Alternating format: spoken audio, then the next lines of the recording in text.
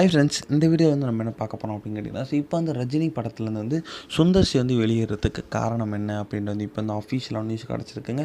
So இந்த ஒரு விஷயம் தான் வந்து இணையதளத்தில் ரொம்ப ரொம்ப ஷாக்கிங்காக போயிட்டுருக்கு.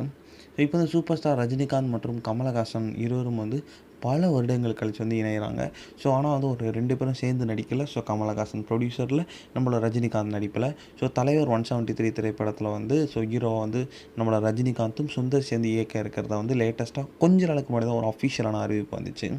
ஸோ இது வந்து ரசிகர்களுக்கு செம்ம பெரிய மகிழ்ச்சி கொடுத்தது அப்படின்னு சொல்லலாம்.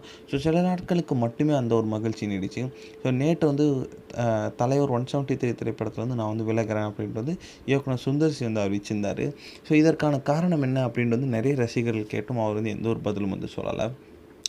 ஏன்னா இப்போ வந்து இயக்குனர் சுந்தர் சி வந்து ஒரு ஜாலியான கதையை தான் வந்து ஒன்லைன் வந்து நம்ம சூப்பர் ஸ்டார் ரஜினிகாந்த் கிட்ட சொல்லியிருக்காராம்.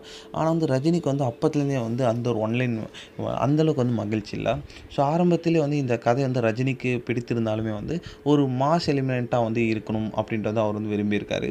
ஸோ ஸ்கிரிப்டில் வந்து நிறைய மாற்றங்கள் வந்து சூப்பர் ஸ்டார் ரஜினிகாந்த் அவர்கள் வந்து சொல்லியிருந்தனால, ஸோ ஆனால் வந்து இப்போ வந்து நான் வந்து அதற்கு வந்து ஏற்ற ஆள் இல்லை அப்படின்ட்டு வந்து அவர் வந்து உணர்ந்துட்டு, ஸோ இந்த ஒரு திரைப்படத்தில் வந்து இப்போ வந்து அவர் வந்து வெளியேறியிருக்காராம்.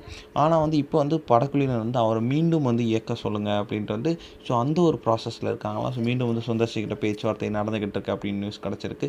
ஸோ சப்போஸ் வந்து மீண்டும் வந்து அவர் வந்து இணைவாரா அப்படின்னு வெயிட் பண்ணி தான் பார்க்கணும். ஸோ சப்போஸ் இணைந்தார்னா ரொம்ப பெரிய ஒரு பிளாஸ்ட்டாக இருக்கும். ஸோ என்ன நடக்குது அப்படின்னு வெயிட் பண்ணி தான் பார்க்கணும்.